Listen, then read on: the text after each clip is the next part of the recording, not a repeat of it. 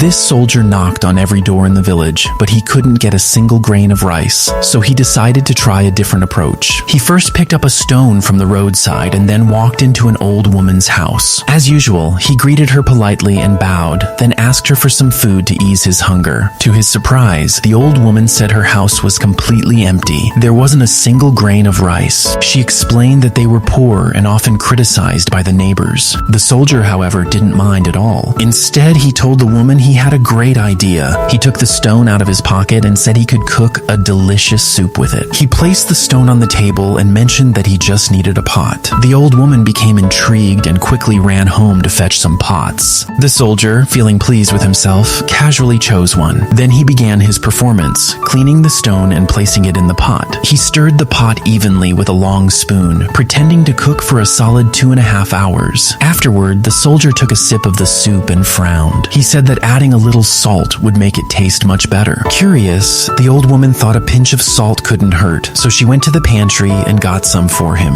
That's it. The old woman was deceived. By the man's lie that he made soup with stones, with the salt added, the soldier told her that adding some lard would make the taste even better. The old woman, eager to try the soup, rushed to her secret room and brought a large jar of lard. She poured it into the stone soup. The soldier, knowing the soup still only had a pleasant aroma, began to convince the woman that he always added 2 sausages to his soup, which would not only enhance the flavor, but also add a rich, meaty smell. The old woman, imagining how delicious it would be, said she had plenty of sausages at home and quickly went to the pantry to get 2 for him. With the sausages added, the aroma of the soup grew even richer. The old woman was completely convinced, and the soldier then asked for some vegetables and fruit, explaining that they would make the soup even more flavorful. Fully swayed, the old woman rushed to her garden, picked some vegetables, and brought them back. They washed the carrots thoroughly, then cut them into small, uniform pieces and added them to the soup. After another 2.5 hours of simmering, the soldier declared that the stone soup was finally ready. He ladled out a bowl of hot, steaming soup and handed it to the old woman to taste.